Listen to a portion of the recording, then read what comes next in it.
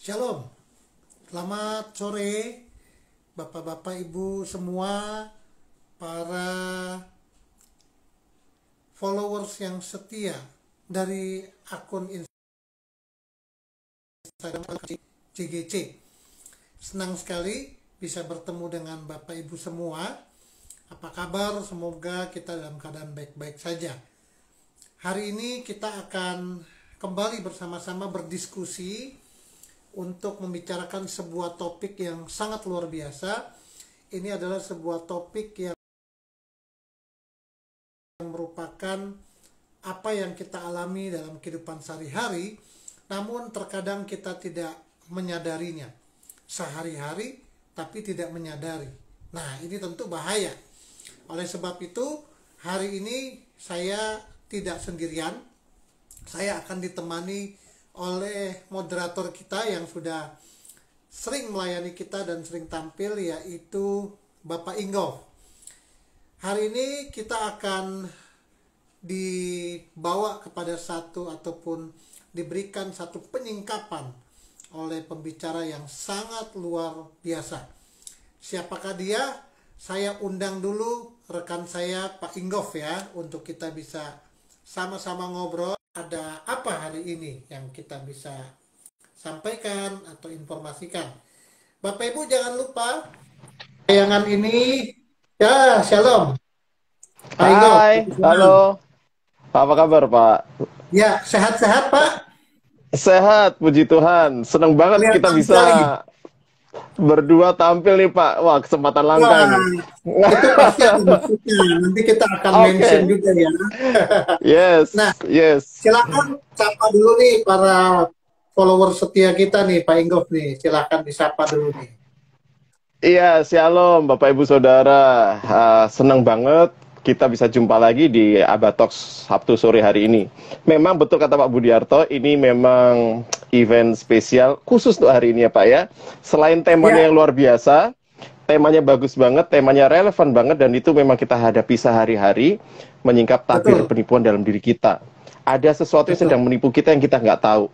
Nah, tetapi Yes, ada satu hal lagi yang Bapak, Ibu Saudara yang perlu tahu lagi, selain nanti kita akan bahas dari diskusi kita yang seru bersama dengan narasumber. Oke, betul. oke. Ya, Nah, nanti akan lebih Bapak seru Ibu lagi Pak sekalian, kalau ada narasumbernya. para follower setia, jangan lupa untuk tetap stay tune di dalam akun ini, di dalam IG Live ini, Yes. karena nanti kita akan bisa bertanya jawab ya dengan narasumber yang sudah sangat berpengalaman. Saya telah mengikuti Siap. 2 batch dari kelas beliau, dan itu sangat menolong saya baik untuk diri pribadi Betul. saya maupun pelayanan saya. Nah, Bapak Ibu, Ya. kalau ada pertanyaan jangan sungkan-sungkan, silakan ketik di dalam chat room, tanyakan ataupun boleh berbagi pengalaman di sana. Ya. Nah, baik Pak Betul. Inggof, saya sudah tidak Yes. sabar ingin memanfaatkan waktu kita supaya maksimal. Saya undang dulu pembicara kita ya. Thank you Pak Baik, Budiarto. siapakah pembicara kita sore hari ini yang sangat luar biasa yang Tuhan kirim buat kita Ya. semua. Nah, Hai. ini dia. Shalom. Shalom Pak Budi, salam Pak Halo. Inggof, shalom Yes, saudara Ibu Deborah. semua. Terima kasih kepercayaannya sudah mengundang saya di talk show pada sore ini ya. Satu Iya, kehormatan ini Pak buat saya. Ya. iya. Terima kasih Ibu Deborah yang kami kenal dengan akrab dengan panggilan Bu Is ya. Mohon izin nih kita Yap. panggil Bu Is nih sore hari ini ya. Silahkan Pak, iya Pak. Baik, Ya, sekali lagi saya halo. di situ terima kasih ya. Silakan Pak Inggof. Thank you Pak Budiarto. Ya, Shalom, selamat sore Bu Is. Kehormatan buat Selamat sore saya Pak juga, Inggof. kita semua bisa mengundang Bu Is ada bersama-sama dengan kita pada sore hari ini. Nah, Bapak Ibu Saudara sekalian, pemirsa Abatox pada sore hari ini, Ibu Deborah Istiawati ini adalah seorang pengajar dan juga konselor tentunya dari School of Healing Duta Pembaharuan.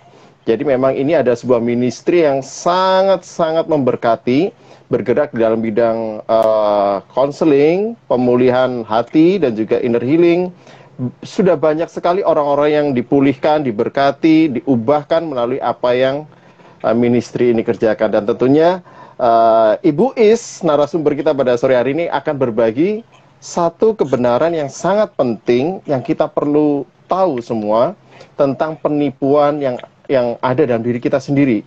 Beberapa minggu terakhir kita belajar tentang autentik yang dari luar, sisi luar ya, betul. Kali ini kita mesti waspada juga bahwa penipuan itu ada dan terjadi dalam diri kita sendiri. Tapi bagaimana prosesnya? Kapan kita tahu kita sedang ditipu? Seperti apa penipuan itu? Nah, Bu Is nanti yang akan jelaskan kepada kita semua dengan sangat jelas dan sangat membukakan pikiran kita. Nah, Bu Is, tema pada sore hari ini kan menyingkap tabir penipuan dalam diri kita. Apa, Bu, yang bisa Ibu sampaikan kebenaran yang kita perlu tahu, Bu, tentang hal ini, Bu? Iya, ada 4 pokok pikiran yang akan kita bahas ya Pak. Yang pertama, apa sih yang dimaksud penipuan itu? Dari mana sumbernya? Kemudian yang ketiga, bagaimana dampaknya? Dan yang penting kemudian yang terakhir adalah bagaimana melepaskannya. Ya, 4 hal itu yang akan jadi pembicaraan kita sore ini, baik, Pak. Siap. Nah, penipuan itu sendiri apa, Bu? Wujudnya, kalau ditipu orang jelas. Tapi kalau penipuan dalam diri sendiri kan, ya kita sendiri, pelakunya kita, terus kemudian korbannya kita. Apa itu, Bu, penipuan itu, Bu, kalau kita boleh tahu? Iya, yang dimaksud dengan penipuan itu adalah pola pikir, kemudian prinsip-prinsip hidup, nilai-nilai inti, dan sistem kepercayaan yang melekat dalam diri seseorang, tapi itu bertentangan dengan firman Tuhan. Ya, satu-satu dulu ya Pak ya.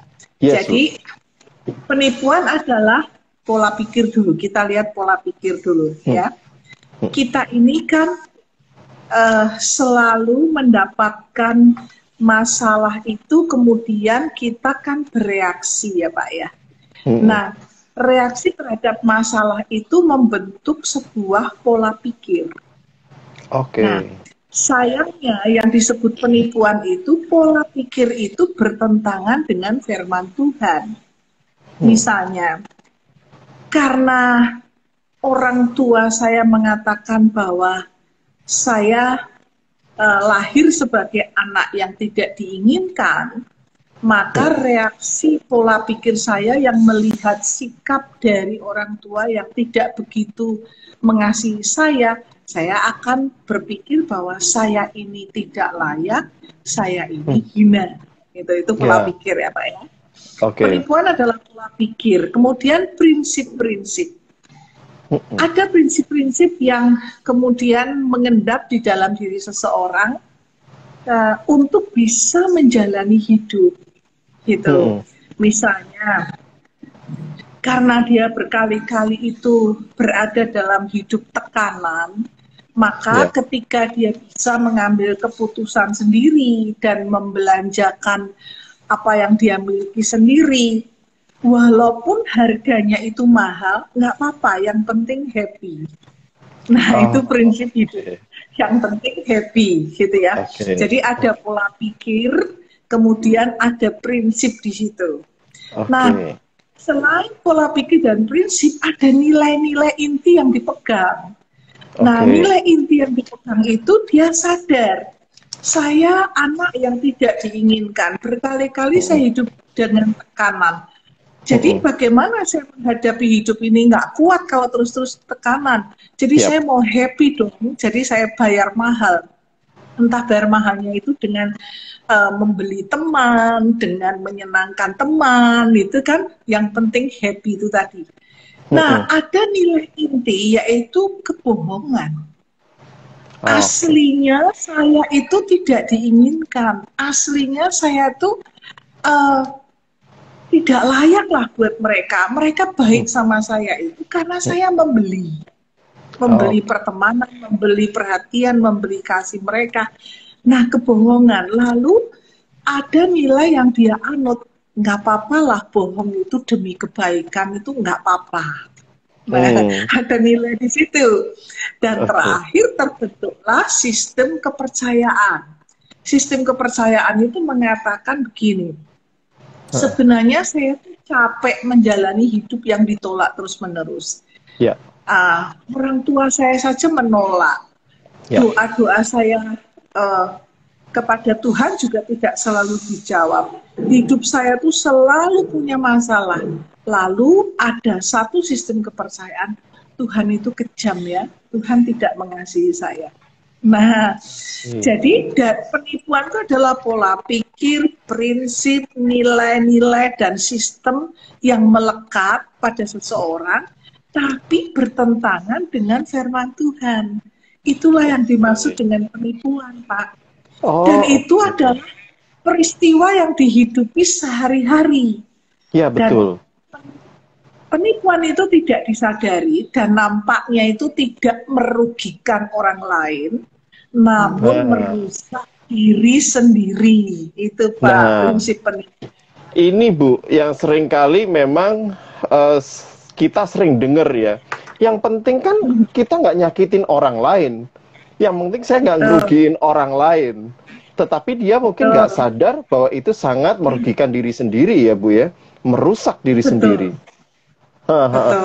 Dan kalau saya tangkap Bu Is, semuanya ini adalah bentuk reaksi ya Bu ya? Iya, betul.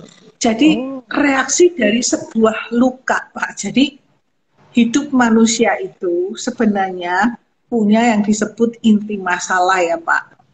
Nah, inti masalah itu tuh sebenarnya kalau disederhanakan tuh hanya ada dua, Pak. Satu, inti masalah itu adalah kita itu sering mendapatkan luka atau trauma, luka yang mendalam. Ya. Yang kedua, hidup kita itu ada keteladanan atau yang disebut pola-pola dosa dari orang tua kita, nenek moyang kita, dan seringkali kita tidak menyadari itu. Misalnya ya Pak, apakah marah-marah itu sebuah dosa? Bagaimana pendapat Pak Inggo? Dosa ya? Iya. Ya kan? Gitu ya. Nah, tapi karena marah-marah itu sudah sangat biasa dilakukan oleh ayah misalnya, sampai ibu maupun anak-anak sudah menganggap itu adalah kebiasaan, itu adalah karakter. Sudah tidak lagi menganggap itu dosa loh Pak. Menganggap itu sebagai satu karakter. Ya memang dia pemarah, memang dia sedikit-sedikit marah. Yang barang yang bener aja bisa marah, apalagi yang nggak bener gitu. Jadi memang pembawaannya marah-marah. Lalu kita dengan entengnya mengatakan bahwa ya memang dia pemarah gitu. Tidak lagi kan berpikiran bahwa itu bertentangan dengan firman Tuhan bahwa salah satu perbuatan daging adalah pemarah, toh Pak. Iya. Jadi kita menerima karena terbiasa ya Bu ya. Biasa marah-marah akhirnya ya sudahlah gitu ya. Betul, iya. Jadi inti masalahnya adalah pola dosa yang marah. Kemudian kita harus bertoleransi dengan orang tua yang pemarah. Orang tua yang misalnya tidak tanggung jawab, orang tua yang malas bekerja. Kan nggak mau ribut terus kan akhirnya harus bertoleransi. Ya udahlah bapakku tuh orang yang nggak berguna kok, nggak bisa cari kerja, bapakku tuh pengangguran. Mereka jadi harus menghadapi realita itu, tapi hidup mereka akan punya beban kalau menganggapnya masalah. Jadi harus bereaksi kan Pak? Nah, bereaksinya adalah muncul satu penipuan di pikiran, satu konsep pikiran, pola pikir. Ya. Pola pikirnya mengatakan begini, misalnya, ya mau gimana lagi, bapakku memang nggak tanggung jawab, maka saya harus menggantikan tulang punggung keluarga. Misalnya mengatakan begitu, itu tidak sadar bahwa kita tuh sudah hidup dalam penipuan. Ya, ya, ya, ya. Berarti Pola penipuan pikir itu, untuk nah, pola pikir yang salah ya Bu ya, ternyata ya. iya betul. Ha. Oke, Dan oke, oke. bukannya misalnya, jadi dalam satu keluarga tuh bukannya saling menyembuhkan, kemudian memberi semangat, memberikan Ya, satu apa ya dorongan, menyadarkan tanggung jawabnya kayak gitu. Orang lebih suka ya udahlah, mm, lalu mulai membentuk konsep yang ya, seringkali ya, ya. bertentangan gitu Nah, Pak. Iya. Bu Is, ini tadi kan hanya contoh, tetapi ada banyak hal Iya. yang dalam, misalnya kita, misalnya nih, kita ngelamar kerja gagal terus, pasti ada reaksi dalam diri kita. Kita Betul. merasa ini apa ngerjakan sesuatu nggak berhasil, kemudian akhirnya itu menjadi suatu reaksi dalam pikiran kita. Nah, kapan Bu Is kita tahu kalau Ya. kita sedang berada dalam penipuan diri sendiri? Kalau yang pertama, kalau kita itu menyadari sumbernya, Pak, sumber penipuan itu, dan kemudian dari cara-cara kita menyelesaikan, kita bisa tahu bahwa ini penipuan atau kita mengatasi keadaan, gitu. Oke. Beda, Pak. Baik, baik. Ketika kita berhadapan dengan satu masalah, menyelesaikannya secara objektif, maka kita adalah orang yang berhadapan dengan masalah dan selesai. Tapi kalau penipuan itu biasanya cenderung lari, Pak.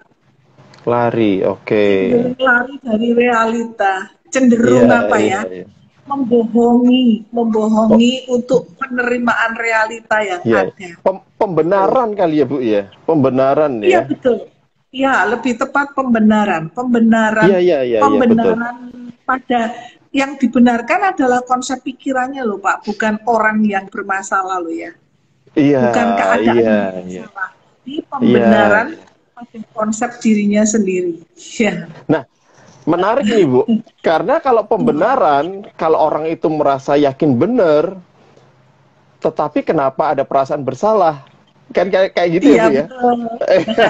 Nah itu Menarik, itu berkaitan Bu. dengan itu berkaitan dengan sumber penipuan itu Pak. Ya. Atau kita mau bahas mengenai sumber penipuan itu ya Pak? Iya, iya Bu, kita perlu tahu Bu. Boleh ya? Ya. Sumber penipuan itu ada 3 Pak. Ya. Yang pertama itu adalah keterikatan dosa. Ya sekali lagi kita itu nggak bisa lepas dari dosa ya Pak ya. Iya betul. Contoh misalnya pola pikir pornografi, ya pola pikir pornografi, ya di mana-mana lah. Bahkan ketika handphone itu kita nyalakan, kita mau cari lagu rohani, iklannya mesti ada unsur-unsur yang nggak karuan, termasuk unsur pornografi ya Pak. Iya, betul. Nah, ketika seseorang terjebak dalam keterikatan pornografi, dia akan menipu dirinya dengan mengatakan, semua orang juga melakukannya kok. Gitu ya. Semua orang melakukannya.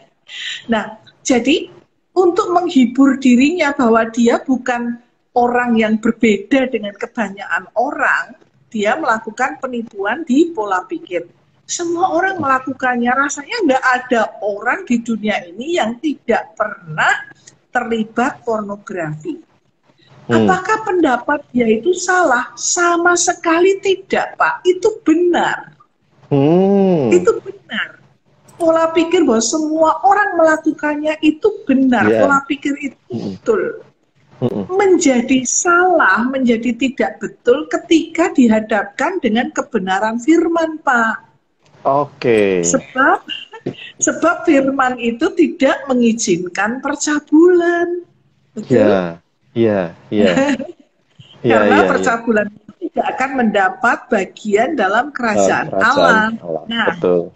Nah, kemudian contoh lagi misalnya, nilai nilai yang biasa berkembang di masyarakat. Setiap seorang dewasa itu akan mengalami kematangan organ-organ seksual. Jadi akan ada dorongan-dorongan yang membuat mereka melakukan aktivitas seksual. Nah, sehingga kadang-kadang kalau laki-laki itu mengalami mimpi basah ya, kalau perempuan pada masa-masa tertentu, masa subur, ada dorongan yang kuat untuk romantisme. Nah, seringkali pelarian yang dilakukan adalah masturbasi atau onani. Nah, nilai dari dunia ini memberikan satu nilai, terutama dunia psikologi, menilai bahwa itu adalah perbuatan natural. Nggak masalah kok masturbasi, nggak masalah kok onani. Itu natural, itu dorongan biologis. Itu hal yang wajar, itu tidak bisa dielakkan. Persoalannya adalah ketika berhadapan dengan kebenaran firman, mengapa orang yang melakukan masturbasi atau onani itu mendapati dirinya punya rasa bersalah? Kenapa dia jadi malu? Ketika dia terikat banget dengan aktivitas onani dan masturbasi yang terlalu sering, mengapa dia merasa malu kepada Tuhan, merasa kotor di hadapan Tuhan? Kalau itu adalah natural dan sah-sah aja, betul Pak? Iya. Kalau normal ngapain bersalah, gitu ya? Iya, betul. Nah, sama seperti misalnya sama-sama nih Pak dalam kondisi gejolak seksual. Contoh yang natural adalah kalau perempuan itu mengalami menstruasi, itu natural. Dan itu selalu datang setiap bulan. Dan tidak perlu malu ketika dia menstruasi, itu natural. Gitu ya. Betul.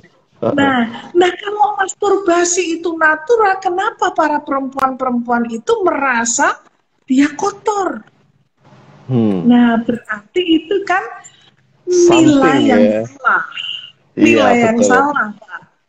Dan itu sebuah penipuan dalam diri kita. Itu contoh nilai ya. Tadi pola pikir. Nah, kemudian seringkali juga prinsip. Prinsip yang dijalankan dalam dunia yang sangat modern ini adalah hubungan seksual pranikah. Pacaran itu nggak asik kalau tanpa seks. Bahkan mereka tuh bisa menjajaki, ya buat apa nanti kalau aku nikah ternyata dia bukan orang yang memuaskan secara seks ya, daripada hidup hambar ya. Sekarang ini saya bisa menilai. Test drive ya, kayak kita mau beli mobil ya Bu ya. Test drive dulu ya. Aduh. Ya. Oh, sampai saya ngeri kalau konseling itu bisa ngomong, kenapa kamu putus? Dia ED kok Bu. Ngeri kan? Ini belum menikah loh Pak, pacaran dia sudah bisa tahu dia ED kok, ejakulasi dini. Alah, ED itu. Saya aja nggak tahu Bu. Oke. Wow. Itu masih anak-anak yang ini ya, masih anak muda belum married sudah sampai kayak gitu, baik dong. Iya betul. Serem. Bahkan mengerikan Bu, Pak. Saya anak SMA. Kamu tuh kelas berapa Tonon? Saya naik kelas 3 Ibu. Oh lala. Berapa orang yang sudah pernah bersama dengan kamu? Lalu dia hitung-hitung itu. Iya. Kalau sampai mikir. 7 orang. 7 orang. 7 orang. Terus kamu pernah menggugurkan kandungan 2 kali Bu. Jawabnya enteng dan tanpa rasa salah. Wow. Itu ada penipuan Pak. Jadi dia akan ngomong ya, kan yang rugi aku sendiri, aku nggak merugikan orang lain. Nah, ya, betul itu. Nah itulah penipuanmu gitu, penipuanmu. Iya. Karena ada keterikatan dosa. Mengerikan sebenarnya Pak kalau masuk dalam dunia yang sekarang ini. Aduh, sampai tidak tahu siapa merusak siapa. Bos. Betul. Betul. Batasannya Siapa sudah merusak siapa. nggak jelas Sampai ya akhirnya ya. Starting iya, pointnya heeh. di mana, itunya di mana, betul-betul. Betul. Karena misalnya konsep-konsep pikiran yang salah sekarang ini mereka tuh bisa ungkapkan itu dalam ujaran-ujaran yang gak karuan, dalam TikTok-TikTok yang amburadul, Mm-mm. dalam Hmm. YouTube ini semua orang bisa kok Pak sekarang ini. Dan jangan lupa bahwa itu mempengaruhi ya, gitu. Hmm. Bukan cuma nilai diri kita yang rusak, tapi memang kita sebenarnya menganggap itu tidak merugikan orang lain, tapi sebenarnya menular, gitu. Oke, itu memberi Menularnya, suatu apa ya pengaruh yang buruk. Akhirnya ya, kita mentransfer istilahnya, mentransfer nilai-nilai yang salah ya Bu ya. betul, Oh betul, oke, iya iya iya. mengerikan. Jadi, Nah, mm-mm. Gimana Bu? Gimana? Lanjut Bu. Saya saking terus antusiasnya nih. sumber penipuan kedua itu luka batin, Pak.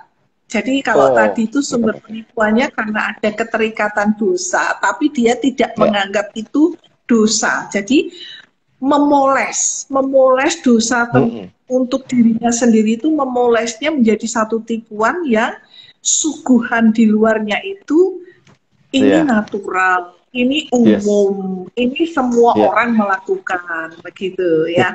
Sampai itu tadi nggak ngerti mana dosa, mana Iya. yang benar itu sampai kabur, Pak. Gitu. Jadi memang ya balik lagi sebentar yang belakang tadi Bu, yang konsep nilai yang salah itu akhirnya saya jadi ingat kita berhadapan dengan konsep LGBT yang dipoles sebegitu naturalnya dari sisi budaya, sisi psikologis, sisi medis, sisi humanisme sampai akhirnya kita dipaksa untuk ngomong ya itu sama semua normal, natural kayak gitu ya Bu ya. Seremnya di situ ya. Betul, Wow. betul, Wow, wow. betul. Yes, yes. Sampai Waduh. nggak tahu tuh, Pak, siapa merusak siapa itu kan Sampai mengerikan. iya, Bu, sampai kayak jangan-jangan gue yang salah nih. Saking saking kuatnya penipuan sampai kita sendiri yang jadi minoritas ya mikir jangan-jangan kita yang salah kalau kita memang nggak kuat nih prinsipnya kan. Iya Iya, betul, iya. iya Pak. Kita masih yang kedua, Bu. Luka batin tadi, Bu. Ini juga menarik pasti. Iya, oke. Yang kedua tuh luka batin. Eh, ya, kalau yang pertama keterikatan dosa, semua orang itu pernah ya Pak ya, pernah Mm-mm. pernah jatuh lah di dalam dosa. Mari kita Ya. sadari, jangan sampai kita kalau dosa, engkau sadar itu dosa, akui aja, jangan Yes. dibungkus dengan penipuan. Betul. Yang kedua itu luka batin. Hah. Setiap orang tuh pernah mengalami luka batin, nggak ada lah yang luput dari luka batin. Ya, Yes. saya ambil contoh penipuan dari seorang yang mengalami luka batin. Misalnya, dia seorang gadis kecil, ya, kemudian mengalami pelecehan secara seksual. Maka untuk melindungi dirinya sendiri dari pelecehan-pelecehan itu, maka ketika dia beranjak SMP itu kan saat orang aktualisasi diri ya Pak ya. Ya. Yes. Masa-masa SMP. Kalau SD mungkin dia masih nyerah, masih takut dilecehkan, dia diam aja. Tapi SMP dia kan berontak. Ya. Nah langsung Betul. dia ganti penampilannya itu kayak cowok. Oh. Dia Kenapa, Bu? potong pendek rambutnya kayak cowok, dia bertingkah kasar kayak cowok, dia mencoba beraktivitas olahraga yang seperti cowok supaya cowok-cowok itu segen dan nggak mau melakukan pelecehan seksual, nggak nafsu gitu loh Pak. Soalnya yang di depan dia bukan perempuan, tapi perempuan yang tomboy gitu. Oh, jadi dia menampilkan dirinya bukan seperti cewek supaya tidak dilecehkan sebagai seorang cewek ya. Iya jadi betul dia, Pak. Oh, oke. Efeknya ke sana. Iya. Iya. Kan orang tidak bisa menyalahkan dan mungkin orang tidak berpikir kenapa dia bisa begitu ya. Gitu. Orang hanya berpikir, kamu tuh kok aneh tuh malah jadi tomboy. Nah, iya, disalahin lagi malah, betul. Iya, susah sekali dia akan berbagi duka yang sudah dia alami selama ini. Ya. gitu. Ya. Ada Ya. luka batin yang tidak diselesaikan tapi ditutupi dengan penipuan. Ya. Nah, Ya. Ya. itu contoh ekstrim ya, Pak ya.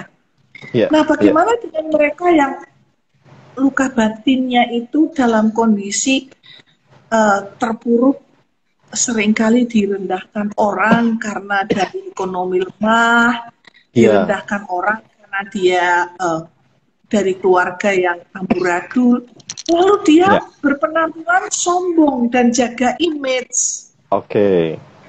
Kan bisa, Pak, itu menutupi Iya, luka betul. batin. Dan itulah Betul. penipuan Betul. yang dilakukan untuk tampil.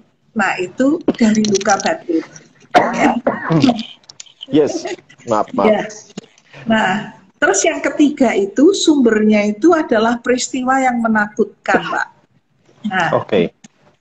jadi ada keadaan-keadaan yang misalnya orang mengalami peristiwa menakutkan dan muncul penipuan dalam dirinya untuk escape ya, Pak ya, Ya. untuk menghindar ya, untuk escape Ya. ya. Saya kasih contoh misalnya. Baik. Saya menangani satu konseli perempuan yang mengalami sulit untuk marah, bahkan diperlakukan semena-mena oleh orang lain, oleh suami, oleh teman gereja. Dia tidak pernah berani marah, tapi bisanya menangis sedih. Ya. Oh. Setelah saya menggali lebih dalam, ternyata dia mengalami satu peristiwa yang menakutkan, yaitu pada masa dia masih remaja, dia pemudi lah ya, dia lihat adiknya itu bertengkar dengan tetangga. Dan pertengkaran itu begitu hebat sampai mereka saling pukul dan ternyata adiknya itu terbunuh karena ditusuk ya Pak, terbunuh adiknya. Nah, dari peristiwa itu dia mengatakan kepada dirinya, jangan pernah membangkitkan kemarahan orang lain supaya engkau tidak celaka. Oh, oke. Terdengar sangat logis ya, Bu ya. Pikiran. Itu konsep pikiran. Ya. Kalau ditanya, benarkah pernyataan itu? Benar, Pak. Benar. Nah, ini nih, betul. Jangan membangkitkan kemarahan orang itu benar, ya. Tetapi ketika dia punya konsep karena hasil penipuan, dia tidak pernah berani menghadapi orang marah. Begitu. Berarti pembiaran ya, efeknya adalah pembiaran dan dia merelakan dirinya jadi korban supaya iya konsep salah tadi, betul. Iya, jadi misalnya ketika suaminya tuh marah-marah karena anaknya melakukan kesalahan sedikit aja, karena kok ya orang seperti itu, orang yang takut dengan orang yang marah, kok ya dapat jodoh pemarah. Itu yang kadang-kadang itu nggak ngerti ya Pak ya. Iya. Aduh, memang kadang-kadang seringnya gitu.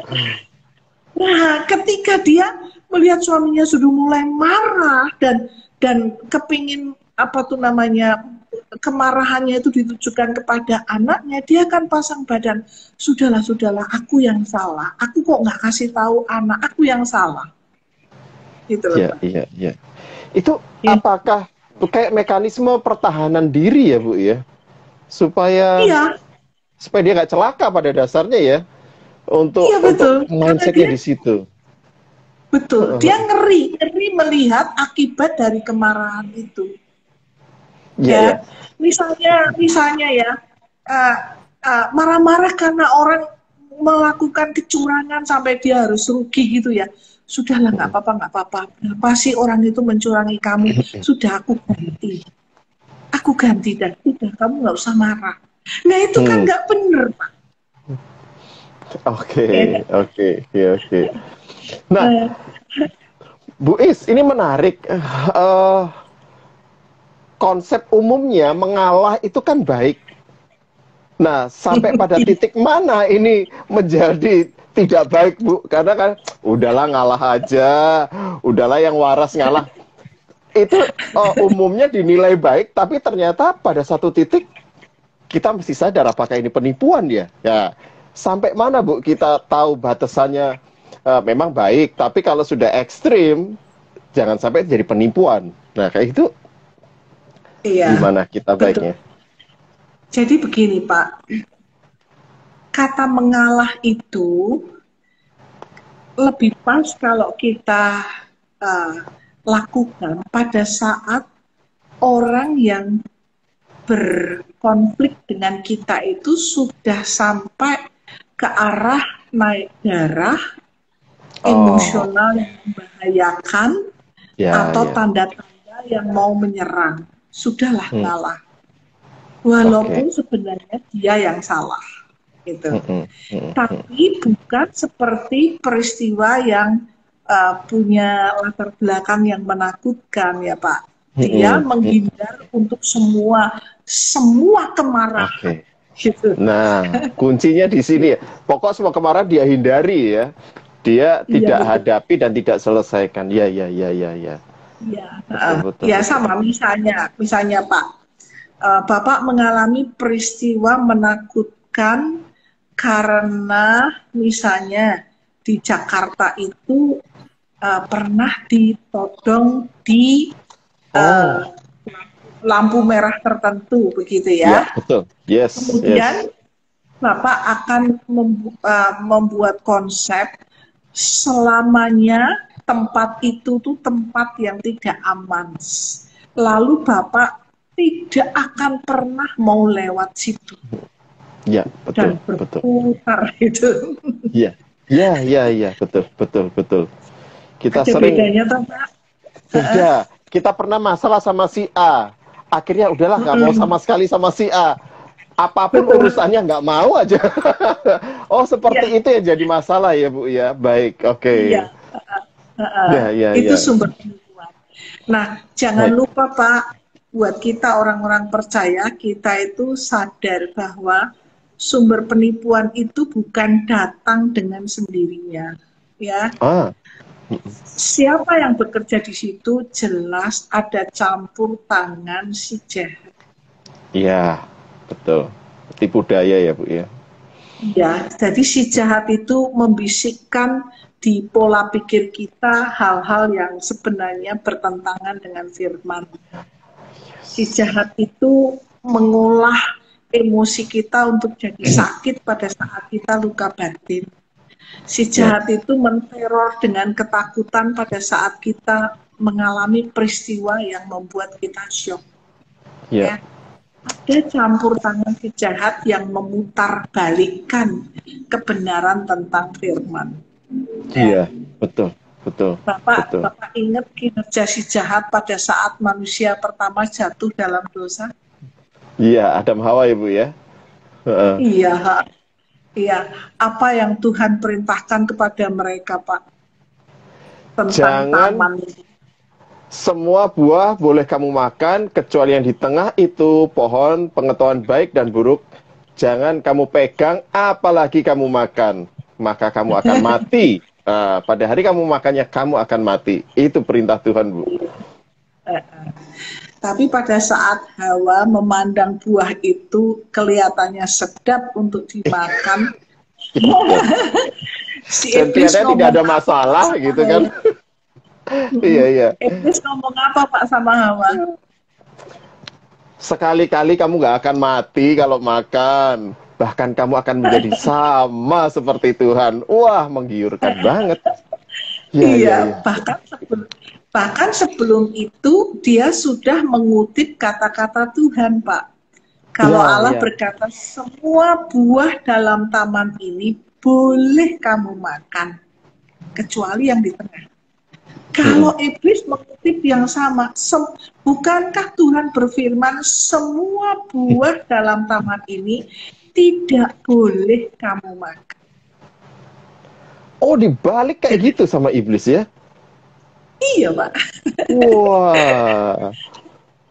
Nah, jadi kita itu sampai begitu rapinya pekerjaan si iblis, sampai kita mengira pola pikir atau konsep atau ide yang Nah. ada di pikiran kita itu adalah kita sendiri yang bikin. Itu kita yang mau, padahal ada campur tangan si jahat, Pak. Ya. Ya, Yes, sisipkan yes. itu untuk punya ide seperti itu. Dia menyisip untuk masuk ke free will kita, sehingga free will kita sudah akhirnya terkontaminasi oleh tipuannya si iblis ya, Bu. Betul. Padahal Dia masuk ke pikiran, ke perasaan, ke kehendak kita. Ya, ke jiwa kita. Nah, padahal kita tahu bahwa endingnya dari si iblis adalah membunuh, mencuri, membinasakan. Itu dampak dari tipu daya. Nah, Bu, kita sudah tahu kira-kira dampaknya apa, Bu? Kalau semisal penipuan itu nggak kita beresin, terus kemudian itu mengendap dan kita terus-menerus, dampaknya apa aja itu, Bu? Ya, dampaknya ya, Pak ya. Yang pertama itu yang langsung kelihatan adalah jati diri kita itu rusak. Artinya itu semakin kabur lah jati diri kita sebagai anak Allah ini kabur, berubah menjadi pribadi yang sentralnya itu ego, keakuan. Jadi yang menonjol dan yang dipercayai lebih kuat adalah apa yang aku pikirkan, apa yang aku rasakan, apa yang aku kehendaki.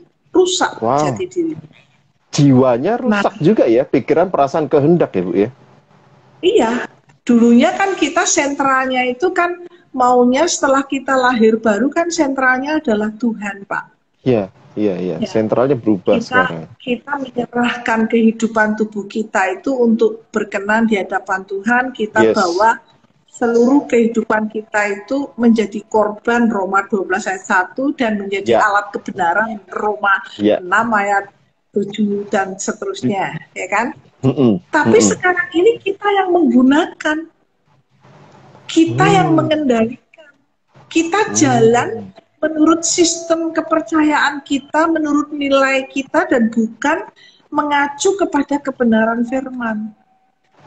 Jadi kalau misalnya nih ya, Pak ya, seperti contoh tadi dia mengalami keterikatan dosa, biarpun Bapak Pendeta dan semua pembimbing rohani mengatakan Galatia 5 ayat 19 sampai 21, perbuatan daging sudah nyata, yaitu percabulan, kemarahan, hujatan dan sebagainya itu, mereka tidak akan mendapat bagian dalam kerajaan Allah.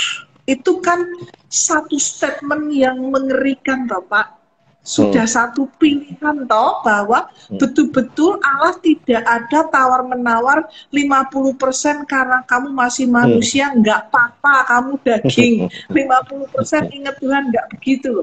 Langsung ditulis tidak mendapat bagian dalam kerajaan Allah. Tapi orang percaya masih bisa berkata, ya kita kan manusia. Kita masih tinggal di dunia kayak gitu. Nah, disitulah terjadi kerusakan, kerusakan jati diri. Ya. Padahal Bapak kan mungkin barusan membahas otentik ya, keaslian ya. Betul. Transparan keaslian. Kalau kita tuh lahir baru, betul-betul kan asli baru kan, Pak. Betul. Bukan setengah baru atau diperbaiki, tapi Allah melahirbarukan kita tuh asli baru, transformasi, ya, metamorfosa, gitu ya, Pak. Jadi kalau misalnya dibandingkan dulu ulat bulu, sekarang berubah jadi kupu-kupu kan ya, Pak ya. Hidup baru itu seperti itu ya, perubahan dari ulat bulu yang suka makan daun muda, lalu dia hidup dalam kepompong, keluar jadi kupu-kupu. Ya, coba Pak Inggof bayangkan ini. Satu hari kupu-kupu ngomong-ngomong dengan ulat bulu, ya. Ulat bulunya tuh ngomong gini, hai kupu-kupu, kamu cantik sekali. Iya. Kamu mau nggak mencicipi daun jeruk yang muda ini? Enak banget, daunnya enak banget. Lalu kupu-kupu bilang, oh aku nggak bisa makan daun muda, ulat. Ah, jangan sok rohani kamu. Aku tahu loh kamu dulu tuh suka banget daun muda, gitu. Aku tahu. Nah, Iya, si iya betul. kupu-kupu bilang, iya tapi aku tuh nggak bisa makan daun muda. Cobalah cicipi. Sungguh aku nggak bisa. Nah, Oke. Nah, kupu-kupu itu kenapa nggak bisa? Karena memang Beda tubuhnya aja. berubah, Pak. Yes. Berubah. Kalau Yes. dulu dia ulat bulu, dia punya mulut yang lebar dari pipi kiri sampai pipi kanan, dan dia punya enzim di mulutnya untuk melumatkan daun muda. Nah, sekarang dia jadi kupu-kupu tuh kecil sekali dan nggak punya gigi. Ya. Dia makannya sudah berbeda. Dia akan cari makan dari belalainya itu kan, Pak, untuk mengisap betul. sari madu bunga. Jadi dia bukan tidak mau daun muda, dia tidak bisa. Nah, Cakep. itu yang betul-betul jati diri yang otentik, lahir baru, Pak. Yes. Nah, Yes. maunya orang percaya itu gini, Pak, maunya. Kepala saya kepala ulat bulu, tapi badan saya bersayap kupu-kupu. Mutan itu nanti akhirnya. Jadi terbangnya itu nunduk, Pak. Keberatan kepala. Gitu. Ya, serem malah jadinya, Bu. Hanya itu, rusak jati dirinya. Karena Iya, dia kacau. selalu meminta pemakluman untuk hal-hal spiritual. Ya maklumilah saya karena saya masih di dunia ini, saya masih manusiawi, saya masih dalam kondisi tubuh daging. Padahal Allah berkata, bisa loh kamu tuh berubah tuh bisa. Meninggalkan dosa itu bisa, kuasa dosa itu sudah dihilangkan. Dan Ya, manusia lamamu itu sudah dipakukan di kayu salib. Ya, betul. Nah itu rusak jati dirinya, Pak. Dia jadi kabur untuk hidup.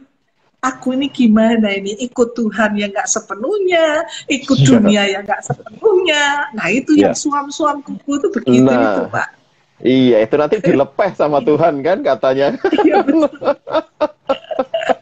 Ya. Terus, Ya. dampak yang kedua itu hubungannya jadi tidak sehat, Pak. Karena dia biasa subjektif ya, Pak. Ukuran berpola pikir subjektif, perasaannya juga subjektif, nilainya juga subjektif. Maka seringkali dalam menjalin relasi dengan orang lain tuh subjektivitas dia yang jadi ukuran, dan orang lain yang nggak mau toh, Pak. Oh, aku ya, akhirnya ya. Iya. Standarnya Betul. aku ya. Do it my way, kalau lagunya Frank Sinatra. Orang harus ikut ya, Bu ya, standar ya. It's my way, gitu ya. I did it my way. Pokoknya ngikut. Iya. Oh ya pantas ya, Bu. Hubungan pasti rusak kalau kayak gitu sih. Pasti rusak. Betul. Dan ketika hubungan rusak akan muncul emosi negatif. Ya, kalau orang Jawa ngomong, gimana hidup dengan dia tuh, dia sakarepe dhewe, itu bahasa Jawanya, Pak. Sakarepe dhewe, ya. Sendiri. Pasti akan muncul emosi negatif. Dan kemudian Pak, karena dia membohongi dirinya, menipu dirinya, maka biasanya akan ada masalah psikosomatis. Psikosomatis jadi penyakit ya.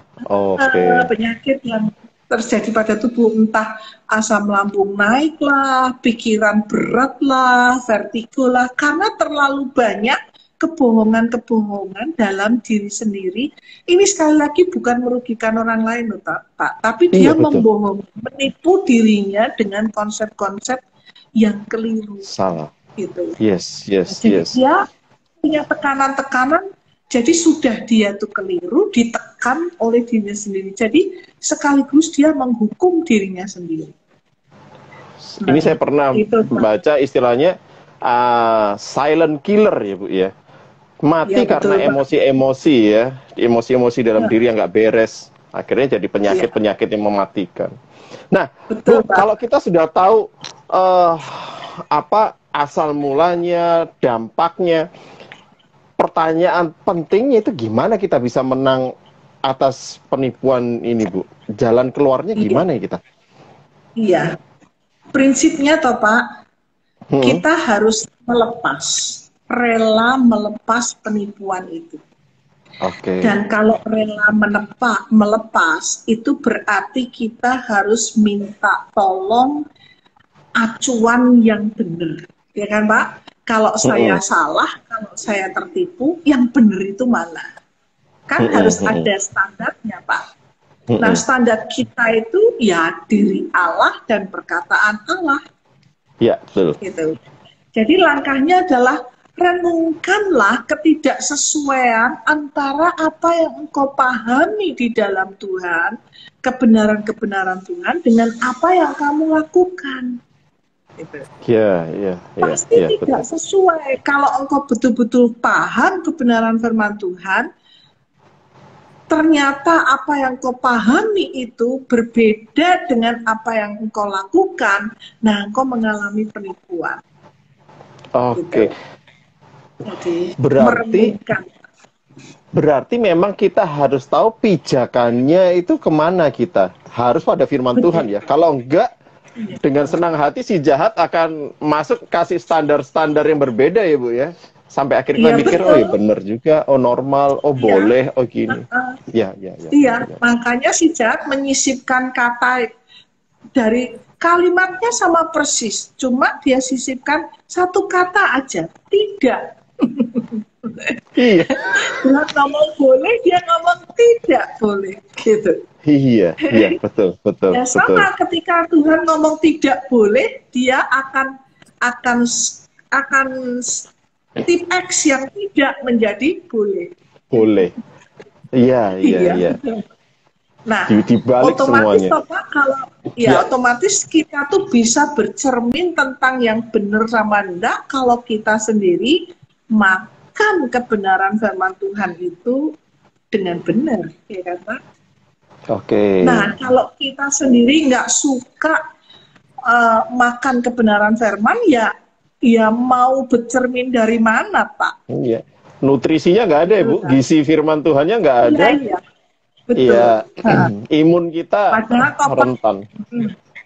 padahal itu kita tuh sekarang punya fasilitas banyak untuk Ya, memasukkan kebenaran firman, betul, gitu Pak. Kalau betul. kita tuh satu hari baca 5 pasal ya Pak, kitab Kejadian sampai Wahyu itu selesai 8 bulan. Hmm, Kalau 4 pasal itu 10 bulan. Kalau hmm, 3 pasal sehari itu 14 bulan. Kalau 2 hmm, pasal sehari 20 bulan. Kalau satu hmm, hari satu pasal kira-kira 3 tahun lebih sedikit. hmm. Tapi kalau kita satu hari satu ayat Pak, sampai Tuhan datang nggak selesai baca Alkitab. Gitu ya, iya, iya. Karena dikatakan dalam firman Tuhan kita memakai segenap perlengkapan senjata Tuhan. Kalau kita nggak ada senjata, mau perang pakai apa? Pakai tusuk gigi. Iya, iya, betul, betul, Iya. betul, betul.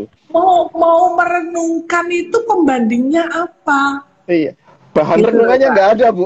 Kosong, Bu. Loading. Iya. Nggak ada. Akhirnya renungin yang nggak nanti akhirnya. Jadi Iya. prinsip kebenaran yang salah. Betul, betul, Iya, betul. padahal Pak sekarang ini kalau kita tuh sampai nggak sempat bawa Alkitab atau nggak sempat baca ya Pak, kita download Bible saja Alkitab suara itu sudah Iya, dia sudah ngomong kemanapun kita mau bawa loh Pak, tengah kita iya, setir betul. mobil, tengah kita apa tuh namanya sambil makan atau sambil kita Yes. bekerja, Yup, yup. Betul, gitu betul, loh. betul. Jadi memang pentingnya kita tahu firman Tuhan dan kita isi asupan firman Tuhan karena memang itu adalah pijakan Iya, filter sekaligus senjata kita untuk melawan penipuan-penipuan itu ya Bu ya. betul Pak. Ya, itu langkah pertama ya Pak. Langkah yang kedua, kalau kita sudah tahu tidak sesuai, maka akuilah adanya penipuan itu. Nggak usah sombong, nggak usah gengsi. Ngakui Tuhan, Ya, selama ini ternyata aku tuh tertipu. Ya, Gitu, ya, tertipu oleh ya. diriku sendiri. Pola pikirku salah, nilaiku salah, prinsipku salah. Lalu minta ampun di hadapan Tuhan. Minta Yes. Tuhan tuh memberikan pencerahan, dan kan Roh Kudus itu adalah pribadi yang menyadarkan akan dosa sekaligus juga menuntun kita pada kebenaran, toh Pak. Ya, Jadi betul Roh Bu. Kudus pasti akan memberikan pencerahan tentang kebenaran firman. Dia akan Amin. mengatakan hal-hal yang kita tidak pahami. Itu malah Ya, ya. jadi nyata sekali. Oh, ternyata ini yang dimaksud Tuhan. Yes, yes. Oke, Nah, oke. Nah, nah, kita udah kita banyak bahas. Pak Budiarto, gimana nih Pak? Kita sudah panjang lebar kemana-mana. Boleh Pak kasih masukan atau apa Pak insight yang Bapak bisa tangkap dan bagi kita juga Pak? Oke. Wah, Ibu Is, terima kasih. Saya ingat lagi semua pelajaran-pelajaran kita yang Ibu pernah sampaikan, ya, baik di SOH dasar maupun lanjutan. Terima kasih sekali, karena memang harus sering-sering diingatkan, karena ini adalah jebakan-jebakan Batman Ya. yang selalu dipasang oleh iblis perangkap-perangkap ini. Nah, saya ingin merespon di apa yang saya dapat. Yang pertama tentang orang yang tadi, yang dia karena mengalami satu kejadian yang sangat buruk dan menakutkan, akhirnya yang tadi adiknya itu, dia lihat adiknya berantem, kemudian sampai adiknya terbunuh, lalu dia memutuskan, dia menyimpulkan, dia mengambil satu kebenaran sendiri bahwa saya tidak boleh bikin orang marah, nanti saya mati. Nah, itu kelihatannya, lalu ketika dia menikah, suaminya mau marah, dia pasang badan. Kelihatannya rela berkorbannya. Padahal itu sebenarnya terpaksa berkorban. Jadi itu dua hal yang berbeda. Tadi Pak Eko kan bertanya, kan berkorban bagi orang bagus gitu, tapi ini bukan rela berkorban, ini terpaksa berkorban karena Terpaksa ada kepekaan di balik itu. kepepet berkorban. Itu dia. Nah, terus Ibu Is, Pak Ingot, saya ingat karena saya perhatikan memang pelajaran yang saya ikuti dan apa yang Bu Is sampaikan, ini sangat erat dengan kepercayaan kita. Ini sangat terkait dengan belief kita. Oleh sebab itu, kita harus berhati-hati dengan belief kita. Lalu saya diingatkan oleh Galatia 1 ayat 6 dan 7, Bu Is, yang mengatakan begini, jadi Paulus pun juga sudah mendeteksi. Dikatakan, aku heran bahwa kamu begitu lekas berbalik daripada dia, ya kan, yang oleh kasih karunia telah memanggil kamu, dan kamu malah mengikuti Injil yang lain yang sebenarnya bukan Injil. Nah, ini nih titiknya nih, hanya ada orang atau peristiwa atau kejadian yang mengacaukan kamu dan yang bermaksud memutarbalikan seperti ular yang ada di Taman Eden itu. ya, Jadi ya. ternyata ini memang sesuatu yang sudah terjadi juga pada zaman dahulu, ya Bu Is, ya, di zaman Paulus itu sudah terjadi. Cuman Iya, sekarang ini betul. mungkin lebih kompleks, Bu Is, karena ada media, ada apa, ya kan, untuk bicara vaksin aja kita bingung mau pegang kebenaran yang mana begitu ya. Apalagi, nah, kaitan dengan itu, Bu Is, saya mau bertanya, Bu Is. Tadi Bu Is katakan bahwa seseorang bagaimana caranya supaya kita bisa menang ataupun keluar dari situasi ini adalah kita ataupun orang tersebut harus melepaskan kepercayaan yang salah. Setuju sekali. Coba saya berpikir begini, seseorang bisa melepaskan kalau dia tahu bahwa yang dia pegang itu adalah narkoba. Dia mesti sadar dulu kalau yang dia pegang itu dia kira permen selama ini. Ternyata itu adalah narkoba berkemasan permen. Nah, sebelum dia bisa melepaskan permennya, dia kan mesti disadarkan dulu ya Bu ya. Nah, pertanyaan saya bagaimana sih Bu caranya atau apa yang harus dilakukan supaya orang ini sadar bahwa dia sedang mengalami ataupun percaya akan sesuatu yang menyimpang dari kebenaran. Jadi bagaimana cara menyadarkannya, Bu Is? Iya, kalau cara menyadarkannya itu, kalau mau bertumbuh secara pribadi ya Pak ya, ya kalau mau bertumbuh secara pribadi ya kita akan selalu memahami dan belajar untuk merenungkan dan menggali kebenaran firman dan dekat dengan Allah ya Pak. Pasti Tuhan akan meluruskan itu ya. Tapi kalau kita mengalami kesulitan untuk bertumbuh sendiri, ya kelompok-kelompok tumbuh bersama itu sangat menolong untuk membuka pencerahan, Pak. Karena kan Oke, ada yang membimbing secara intensif, ya. betul. Kalau itu pun belum mau, ya banyak menyerap apa yang dalam ibadah-ibadah itu diajarkan, itu juga membuka, Pak, membuka satu pengertian. Jadi harus selalu ada cermin itu dari pihak Allah dan firman-Nya, Pak. Nah, Ya, kalau terpaksa lagi, ya baru membutuhkan konselor. Nah, itu pun kadang-kadang tuh konselor pun sudah memberitahu bahwa itu penipuan, kadang-kadang orang nggak mau mengakui kalau itu penipuan loh, Pak. Jadi yang paling pas itu adalah kalau bertemu dengan Allah dan kebenarannya. ya. Itu yang paling pas. Jadi merenungkan ketidaksesuaian antara apa yang dipahami dengan apa yang dilakukan gitu. Lalu minta Allah itu memberikan pencerahan, minta Allah meluruskan kebenaran yang selama ini dia pahami secara salah, Pak. Dan kemudian bereskanlah reaksinya, karena seringkali reaksi itu ada akar masalah. Jadi kalau akar masalah itu tidak kita bereskan, ya kita akan membentuk konsep-konsep baru, Pak. Ya. Jadi kalau itu ternyata berasal dari luka batin, ya bereskanlah luka batin itu. Ampunilah orang yang melukai dan lepaskanlah kemarahan, kepahitanmu. Kalau akar masalahnya itu adalah keterikatan dosa, ya putuskanlah keterikatan itu dan serahkanlah sepenuhnya kepada Allah dirimu itu. Kalau itu adalah peristiwa traumatis yang membuat takut, datanglah kepada Tuhan yang akan menyembuhkan trauma itu. Itu, Pak. Jadi jalan kelepasannya itu rela melepas dan melakukan pertobatan. Gitu. Lakukan pertobatan. Nah, terima kasih Bu Is, karena memang kami adalah gereja yang memiliki komunitas yang namanya kompak, komunitas sepakat.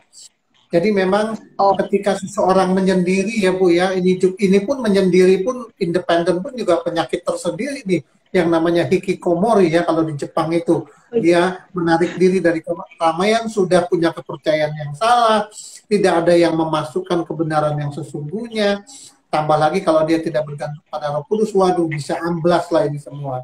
Ya, jadi memang kita butuh sekali ya kebenaran firman, baik secara kontemplasi sendiri ya, kita merenung sendiri, bahkan dari komunitas ya.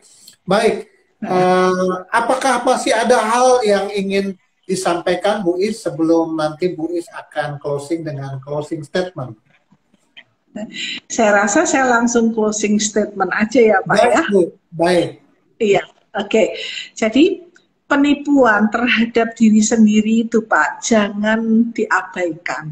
Ya, sekali lagi, penipuan terhadap diri sendiri itu jangan diabaikan dan juga jangan disederhanakan. Ya, Pak ya. Ya. Karena penipuan itu membentuk pola pikir yang salah, prinsip yang salah, nilai yang salah, dan sistem kepercayaan yang betul-betul bertentangan dengan kebenaran firman Allah. Dan pasti itu akan merusak. Jadi lawanlah hal-hal yang salah itu dengan mengizinkan Allah meluruskan, izinkan Allah menyatakan kebenarannya, dan jangan menipu diri sendiri. Yes. Gitu, Pak. Ya, baik. Nah, terima kasih sekali Ibu Is telah membagikan. Ini satu hal yang sangat penting sekali, yang sangat kita perlu pahami, ketahui, dan kemudian sadari. Dan kalau kita menemukan ini adalah sesuatu yang tidak benar, kepercayaan yang salah ya, maka kita harus segera melepaskannya, membereskannya, dan menerima kebenaran yang seutuhnya. Dan janji Roh Kudus adalah Roh Kudus akan membawa kita kepada seluruh kebenaran. Terima kasih Ibu Is, Bapak Ibu Saudara, para follower sejati. Ini adalah penghujung acara kita, talk show kita. Kami semua mengucapkan terima kasih kepada Ibu Is banyak sekali tentu Ibu Is pengalaman-pengalaman yang Ibu bisa bagikan, namun sayang sekali waktu juga yang memisahkan kita. Salam buat rekan-rekan tim pelayanan dari Duta Pembaharuan, terus memberkati kami semua dengan membebaskan dari pola-pola pikir. Baik Bapak Ibu, sebelum saya tutup, kita berpisah layar dengan Bu Is, saya ingin menyampaikan beberapa buah pengumuman. Yang pertama, semua tayangan Abatox ini dapat Anda lihat di IGTV akun @abalov.ktc_djt yang sedang Anda saksikan sekarang. Nah, hari ini adalah episode ke-32 Ibu Is ya. Ini adalah episode ke-32, kami sudah tayang sejak 9 Desember sampai hari ini. Iya. Namun ya hari ini adalah hari terakhir kami tayang di Instagram Live karena kami akan melakukan evaluasi, kami akan mengupgrade juga, kami akan tampil lagi nanti dengan mungkin satu format yang baru, dengan topik yang lebih bagus lagi, dengan pembicara yang luar biasa juga seperti Ibu Is, dan juga dengan waktu yang tepat ya. Kami akan coba evaluasi dan kami akan muncul kembali. Jadi nantikan, tetap stay tune di dalam akun Instagram untuk mendapatkan update-update ya. Jadi kita akan ketemu lagi nanti setelah menunggu pengumuman kapan kita akan tayang lagi. Mungkin kita bisa melalui Zoom, bisa melalui YouTube ataupun platform-platform lainnya. Nantikan informasinya. Sekali lagi Ibu Is, terima kasih. Dan inilah penghujung acara kita. Saya Budiarto, narasumber Abatox, undur diri dari layar Anda. Kita ketemu kembali di lain kesempatan. Nantikan informasinya. Tuhan Yesus memberkati Ibu Is. Salam buat semua, buat keluarga. Salam Pak.